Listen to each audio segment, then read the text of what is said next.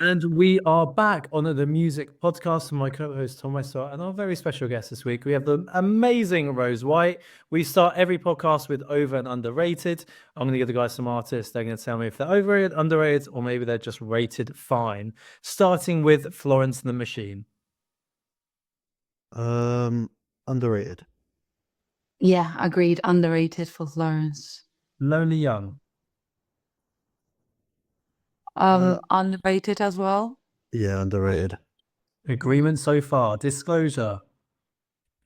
Rated fine, perfectly fine, adequate.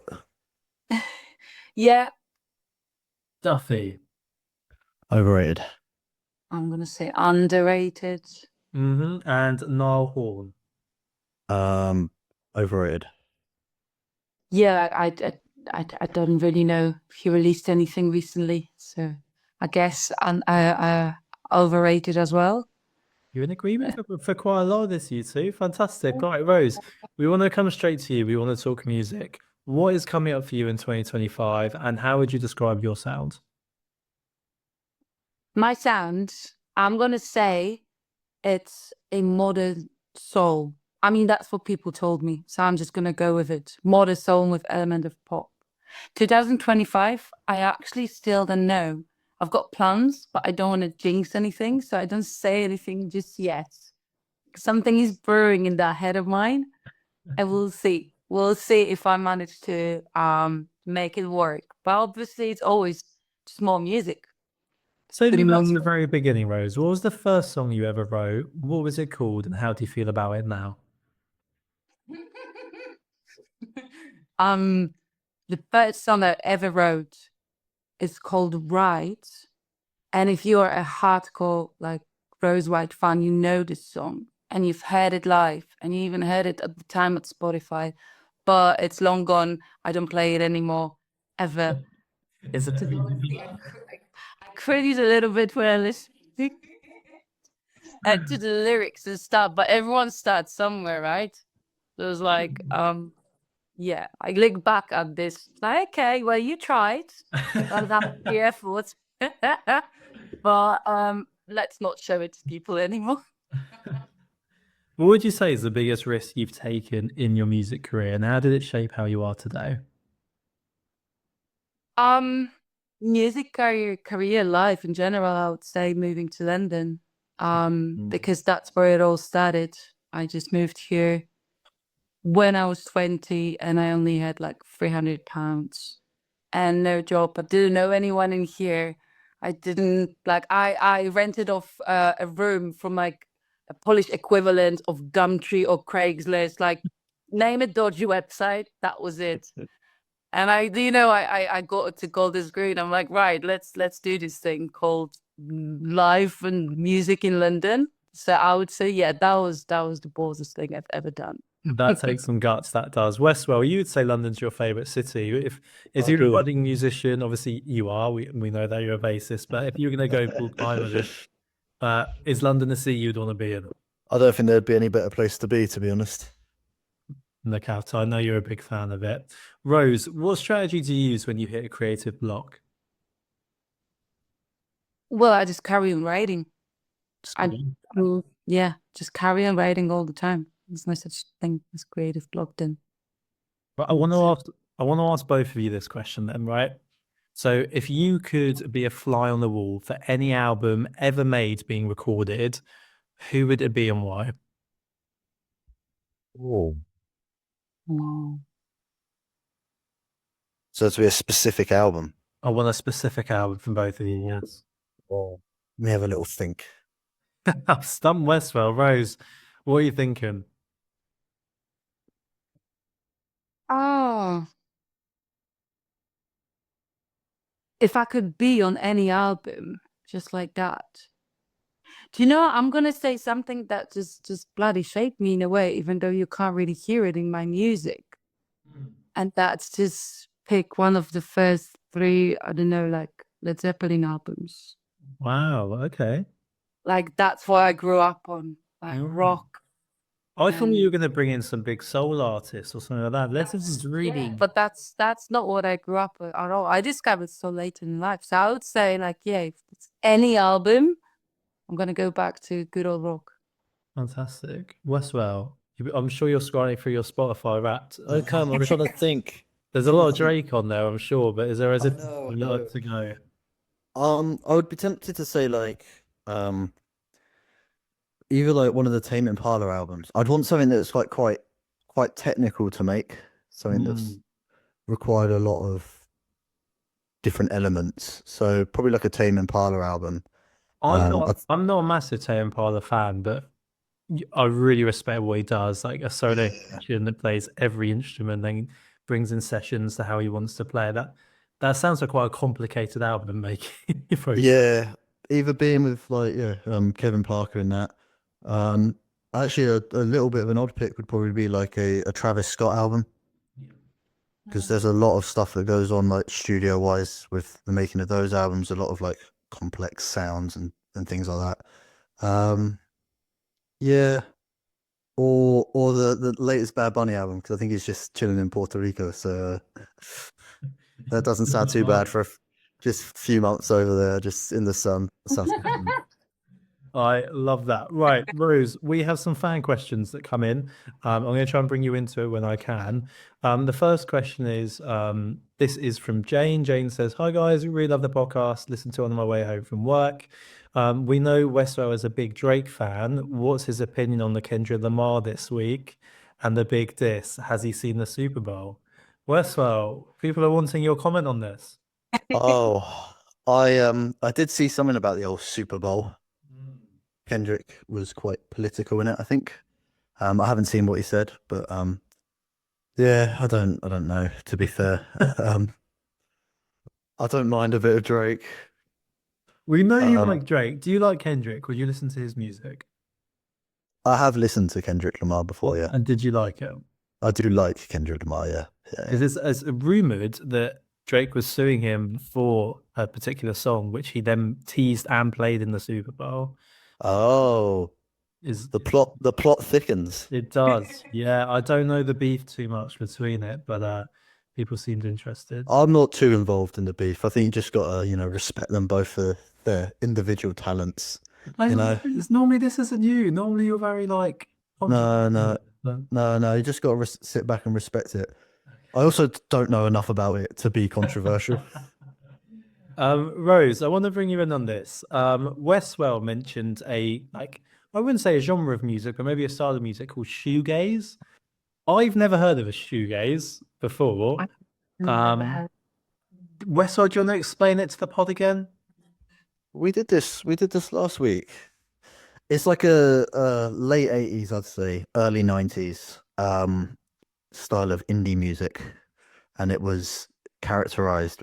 People call it like dream pop as well, which is quite popular. But there's a slight different subgenre of that called shoegaze, where they got the title because they were staring at their feet, whilst playing instruments. It's just really indie bands just staring at their feet playing, and I learned it for the first time last week from Westwell. But You said that, and I was like, oh yeah, but they're like a shoegaze band, and you were just ripping into me for saying this, like I'd made this up. And then we went on Spotify, and there was just tons of playlists like shoegaze classics and stuff like that. And it was a real moment of vindication for me. I felt very happy about that. well, we've got Dan coming in and say, and literally all he's put in the questions, Rose, was Westwell knows shoegaze forever. That's all he's put. Are we learning every day? There you go. I learned something today. That's it. And I'm going to do some music marketing of the week. So one artist I've seen spot on my TikTok that I loved, absolutely loved their marketing, was Luis Cardozo. Now he's still a relatively small artist, but all of his songs that he releases, he tries to have a visual hook in it. So his latest kind of project he's put out is him paragliding, playing lots of instruments, so guitar, piano. I don't know how he gets up there and does it, but they're real images and film for it. But what it does is it hooks people in. They're so confused and they watch more of the video, which means they're listening to more of the song, and this is translating to a lot of views for him. And I think in 2025, this is something we're going to see a lot more of, is visual hooks being used. There's a brilliant one I've seen of a big rope tied around somewhere and a car driving away, and people want to watch, they want to see what happens. And it's very clever how some musicians are using this. Rose, when you're bringing out a new release, is this something you're thinking deeply about music videos, the way it's going to come across, like, are you consciously thinking about this and tying it in with the song, or is it always very, right, I'm going to make the song the best it can and then focus on the marketing? Mm. First of all, I feel like a music video, you need a budget for that. I don't have a budget for big music videos. So a lot of the times I have a vision and I know what I would like to do, but I just don't have the budget to create it. In a But way, does that obviously, mean you've got to get creative with how it comes across and do it in a different way? true, yes, you got to get creative then. But even then, like not everything can just work out. But yeah, you like nowadays, if you want to stay relevant, you need to think about the visual side. When you release a song, you can't just release the song anymore. So yeah, I do see the appeal. I know a lot of people like what I would say started the whole hook with visuals is choreography that people do on TikTok. I just saw one of my friends from US who's just like blowing up with her song a little bit because she created a dance to it, and it's entertaining to watch, obviously. And then people listen to the song. So yeah, I guess those are the things you can do. But I'm not really there yet. It's interesting. It's interesting from my point of view. Like, are artists consciously in their music making mode thinking, "Oh, would this work for TikTok? Would this be a trend?" Because it's crazy to think like that. In my opinion, like it should just be purely on what suits you. I think if I was writing a song, I'd definitely be thinking of how am I going to do a video to this, or like the media that would go with it. Not necessarily like, oh, how's it going to look on TikTok or Instagram, but I think I'd be considering the visual side of it. When you But on at what point would you consider it? Because when you are actually writing the song with a guitar, like I don't think it's like why would you think about visuals? Just write the song No, first. A lot I of people think just get into that. yeah, I think I'd probably be drifting into like those thoughts in like downtimes. If like I feel like you're recording and something like that, you'd probably start thinking like, oh, I think I would personally be like, oh, this Yeah. would be cool if like the video looked like this, and you know. Yeah. Well, say like later on in the process. Oh yeah, a bit later on in the process, yeah. But I'm quite a visual person anyway. Like Rose, thinking about what. you're known for your live set. I've been told that you own Camden, you played all these incredible venues around London. When you're bringing out a new project or a body of work, are you thinking about how that transforms live, or is that something that just comes naturally once you're on that stage? No, I visualize all the sets. I visualize what am I going to do, and how is the band going to respond to that. So, for example, like we've got a show next week, and already the rehearsal was all about like timing it to the minutes of where do we do what and how, and then me imagining myself what am I going to do when. So like yes, I'm always visualizing the set. Well, you visualize, Rose. Are you sat there and just spending time Yeah. in your own head, just going, "This is how I want it to be perceived. This is the time." How deep is that visualization? How important is it that you do that before a show? I mean, like, let's say I'm going for a run, and when I go for a run, I have my set playing, or sometimes I just sing it, like mumble it while I run. And I imagine myself, okay, so now you're walking on stage. You're gonna do this. You need to signal the drummer to like trigger the backing track. You're gonna turn around. Like I generally visualize what I want to do, because then when I get on stage, it feels I'm like there is no stress because I feel like, oh, I've played this gig already in my head like thousands of times. Is this something you've done So that's why I like. Is that something you've done throughout your whole time in music? Is that something you? No, I've always been visualizing things like either with music or different creative things that I've done in the past. It was always before getting to the like momentum of being on stage or something. Just visualize how you're gonna be on that stage before you get on it, so then you're not really stressed when you're on it. I love that. I think that's great advice for any musicians listening along. It is before a gig. Is there any pre-gig rituals that you have to do? Like often I'll see artists doing vocal warm-ups, or they might have a certain song they play, or certain attitudes things. Is there anything that you need to do, or you've done your visualization and you're on? No. I feel like important one for me is after soundcheck. Like so many situations, things go wrong, and the most important thing for me is to always stay positive. Like just try to, even if like once we had to go on stage not that long ago with absolutely no soundcheck and a completely new setup, and I was so stressed. It was like, don't take it out on the band or anyone around you. Just calm down. Just sit down, calm down, read a book. I don't know, just anything, but don't stress. Just try to stay calm with everything. So I think that's the ritual. And remember to eat something before, and eat an apple. It's always eat an apple before you go on stage. I love that. There we go. Right, we'll move on. Westwell, do you have a music quiz for us today? I do. I absolutely do. Bear with me 2 seconds. So, Rose, me and you are going to be head to head on the Tom Westwell music quiz. I have no idea what he's got lined up. So, Oh my God. I feel like you're going to win this one. I have a feeling, Yeah. Josh, that you do know what's lined up. what, are we doing the lyric game? Is it the Yeah. what we do? Yeah, this is the lyric game. If you'd Explain care to to, Rose. if you'd care to explain it while I just get myself set up for a sec. So, Westwell will read a lyric out in a very Westwell tone of voice. He doesn't sing it at all. And then we get a point for the song and artist. And it's just shouting out, basically. Fair enough. I've been practicing my slam poetry this week. So I'm gonna give a good attempt at that. I want you to imagine you're in a weird poetry stand-up night. So maybe 4 or 5, there's probably about this many people in the room. Hey guys, do you want to come to my poetry gig that I've got on tonight? And we've all sat down. What'd your stage name be? Hey, what if I was a poet? Yeah. Oh God.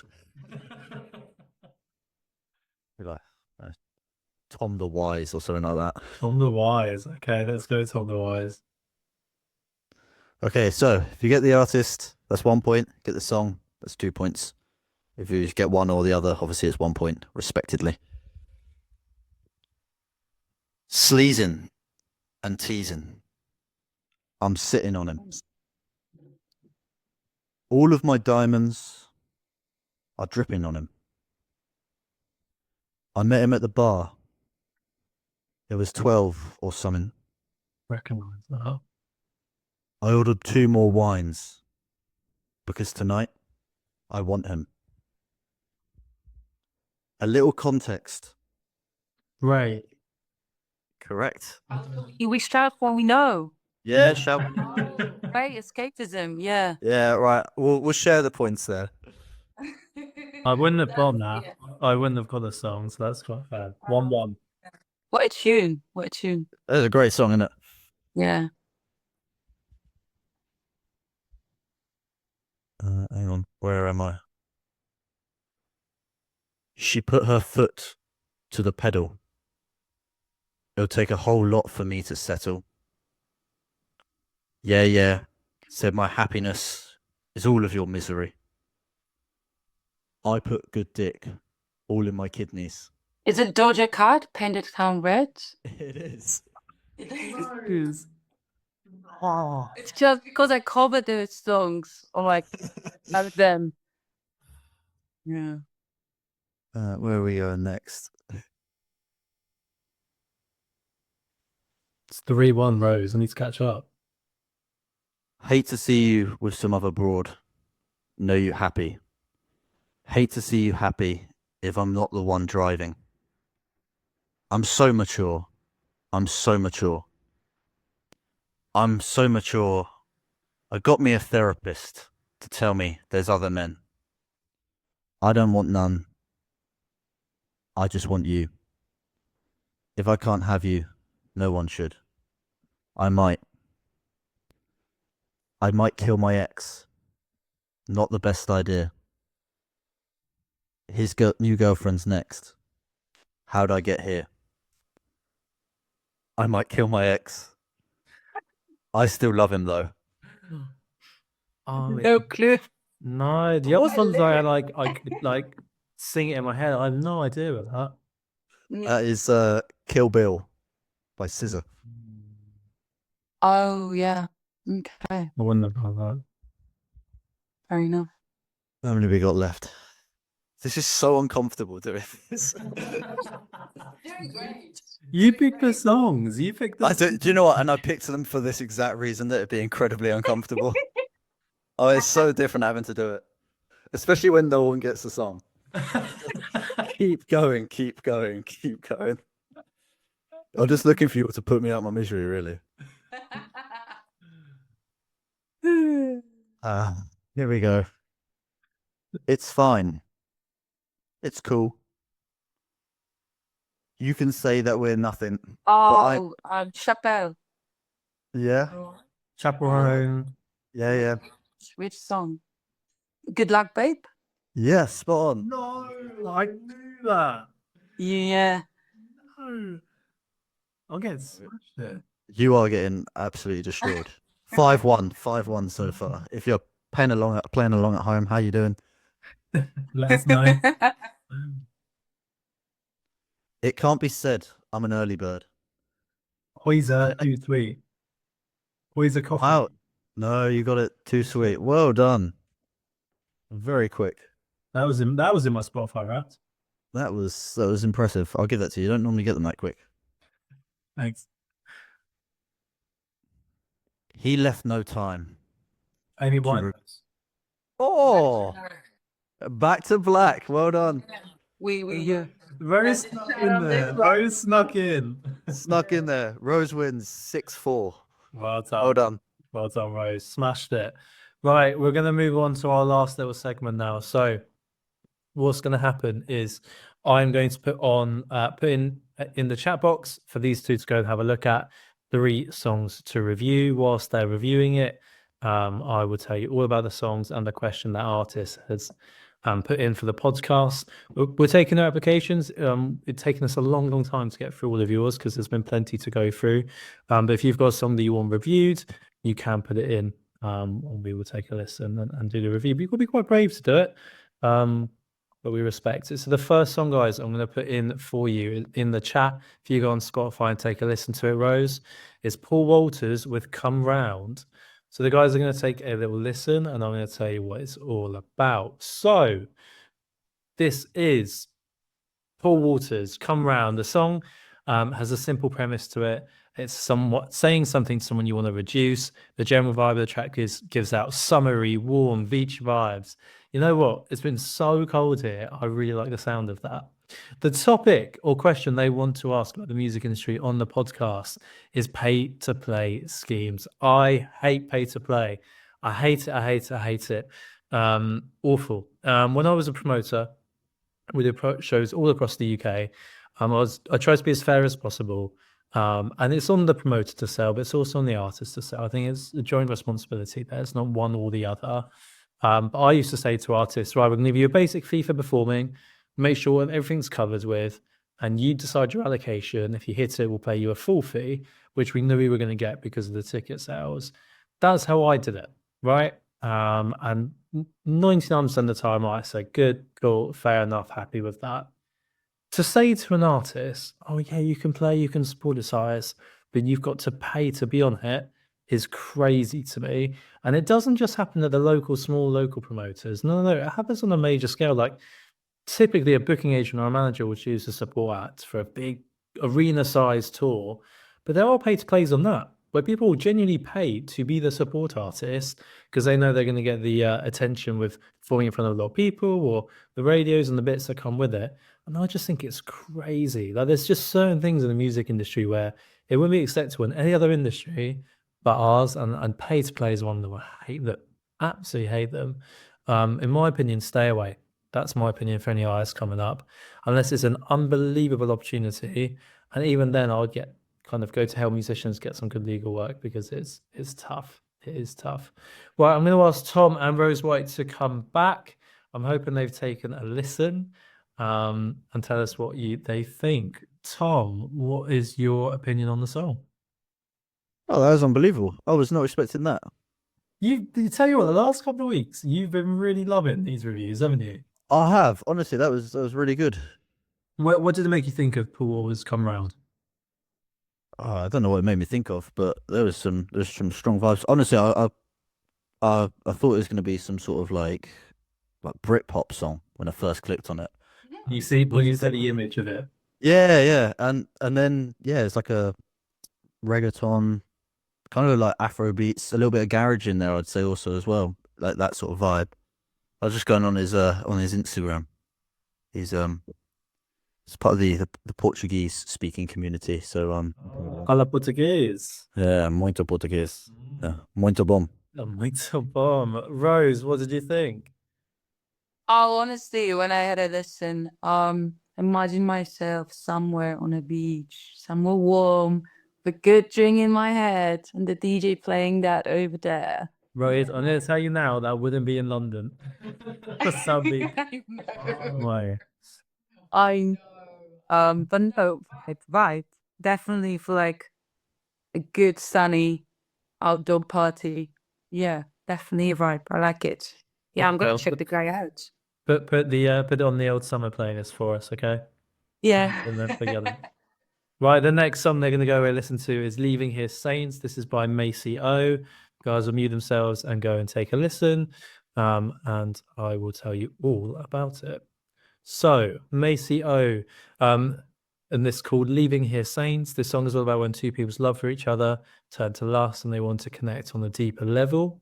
The topic in question they've asked us to talk about on the podcast is the exclusion and judgment of young artists in the music industry. And this is all down to perception, in my personal opinion. Young people wishing they were old people wishing they're young, most like in normal life as well. But young artists think there's a real exclusion. Old artists think that, oh, they're never going to get the breaks, they're not a young artist. So I do understand the point where there are some young artists that go, look, I don't have the contacts, or it's kind of very gatekeeps the music industry, it's who you know. Yeah, okay, it is, but you can make those connections. And a piece of advice I give when I do these big university talks around music universities across the country is always try and have an in. So if I'm trying to get a certain contact or account, let's say, I'd always try and find a mutual friend to kind of refer me in. And that's just been through years and years of going to networking events, meeting people, adding them on LinkedIn, getting their number and their email, keeping in touch. But having that in really helps. And failing that, I would just go on LinkedIn and message people. I mean, that's what all the decision makers are. What's the worst that can happen? They say no, they don't reply. So for me, if you're a young person in the industry, find people that have done it, whether they've been where you want to be, and just ask for some mentoring sessions. I think having some really good mentors, whether it's you're recording music, performing live, making it a career, like having good people to work with and lean on is just so, so vital. And on LinkedIn, I would just be like, can I pay for a quick meeting and just pick your brains? And 99% of the time they go, I just want to help. Don't worry about paying, just jump on with us, which has been incredible. And it's just about building people that you genuinely trust, genuinely support you and want to do the best, because people do want to give back. And I think that's important to remember. It's not always take. Especially when you get to a certain level, people do want to give back. Well, I'm going to ask Tom and Rose to come back. I'm going to ask them what they think of Macy O Leaving Here Saints. Guys, what do we think? Great voice. Yeah, great voice. I imagine it live with all the strings in the orchestra. Yeah, that would be so cool. Something I often think about is when I hear a song I like, I'm like, oh, I wonder what would be the vibe going to see it live. Yeah. No, I like it. Westwell, thoughts, feelings? I must admit, I think we've had that one already, but I like it the second time round. I remember saying it was like one of them scenes in Made in Chelsea where there's just been like a big split up or something like that, and one of them's walking away, and the other one's like, "Oh my god," heartbroken, feeling pensive. You should work in sync, Westwell, like listing songs and placing them on certain movies and shows and stuff. But people get paid to do that. Yeah, of course, man. Yeah, it should be you. Right, the last one is the empties for yourself. The guys can go away and take a little listen, and I'm going to tell you all about it. We've not had this one. I know we've not had this one. Well, there you go, Westwell. I've come through, or at least I'll have on two at least. The song description is about a bad breakup. Terrible for each other. Toxic is the word they use now. Perplexed at how sad I felt losing this person. how much we both wanted nothing to do with each other. Definitely some like confused feelings coming up there that I'm sure people have gone through. And the topical question about the music industry they would like to ask is, how do you monetize and how do you tour? So it's a very complex question, and I'm going to try and really boil it down to black and white. Monetizing, get 1,000 engaged fans. 1,000 engaged fans, okay, a good manager, a good booking agent will come in and monetize that. 1,000 engaged fans spending £8.30 a month, 100 grand a year, is sustainable for an artist, right? So getting to that 1,000 engaged fans, that's not 1,000 followers, that's the people that are actively commenting, sharing, liking, sharing all your music, listening to it, like really pushing it. Another word is super fans, right? Band like the Lorry Winners had 100,000 followers across platforms, but they're the super group of 3,000 on Facebook. The majority of their income came from that 3,000 on Facebook because they were coming to every gig, getting all their friends to come, buying every little bit of merch. It's that loyalty, that loyal fan base, and treating them really well is important. And don't just have it on socials. Bring them to a Discord group, a WhatsApp, a mailing list, whatever you feel comfortable. Like, there's so many ways to do that. With touring, it's incredibly hard, especially with the scene at the moment with how venues are kind of really being squeezed at the moment. But you want to play live as much as you can outside of your home place. So your hometown, you keep really exclusive. I've never performed more than once a year, make it really exciting for people. Outside of my hometown, I'd be gigging constantly and trying to build that fan base. Again, we'll go back to the Lorry Winners. They would just beg to go on tours, connect with people, network with people. And if they were doing a tour and they were playing in front of 1,000 people, the next time they went back to that city, they were able to sell 200-300 tickets because the people watching them, they knew they would come back. And placing on the right tours. Now, if you're a rock act, don't want to be with a country artist, you want to keep it similar vibes. So you can really steal their audience. Their audience has gone to see their live act, but you're similar and they're going to come to you. I think that's really, really key. Right, I'm going to come back to the guys. It's their last one they're doing. Tom and Rose, what did we think of the Empties For Yourself? Well, that was a great little track, that one. I don't know how to describe it, but it kind of gave me like, I don't know, like Radiohead's kind of vibes, or like the Pixies, or that sort of like era of music. That she wants it like kicked in, you know, when it kind of dropped, I guess you'd say. But like, yeah, I like that. Fantastic. Rose, what do you think? I'm just really, like, apart from everything you just said, I'm really intrigued by the artwork. I want to know why. Why are we doing some gardening on the cover? Like, I think I need to have another lesson to just get the lyrics. Maybe there's like a little clue in the lyrics. I'm really, because you did mention it's about a breakup. So I want to know now. The Empties. If you're listening to this podcast, let us know what is going on. I want to know what they're growing, particularly because I've as you know, Josh, I've got a little bit of a herb garden on the way. I'll show anyone that's watching. Nice little herb garden there. What kind of plants as well? I've got. I just want to stress, parsley and basil at the moment. Nothing, no other sort of herbs. But yeah, if they've got any tips they want to share with sort of the with indoor gardening, that would be nice. Looks like you're doing great, though. Like, it looks quite Oh, I am. great. That was a couple of weeks ago, actually. My garden is very bountiful at the moment. Enough. Amazing. Right, the Empties, you've been told first. Like, if you got some top chicks, let us know. We want to find out why.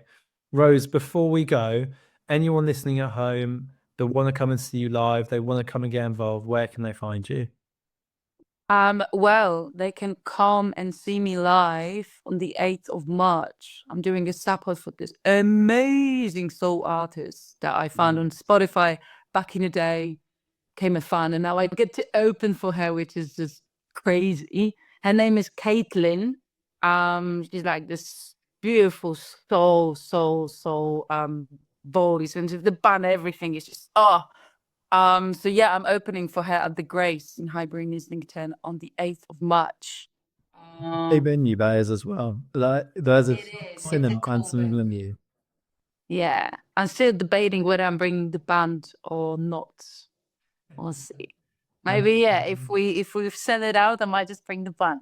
We'll see. There we go. Well, Rose, thank you so much for coming on. Anyone listening at home, go check out Rose White. Her new single in last year, Stronger, is incredible, as well as all of her music. Go check her out. Thank you so much for coming on today. And Tom, what do we say? Thank you, everybody, for giving us your time and your ears. It's been a pleasure. Same again next week. Goodbye. See you soon.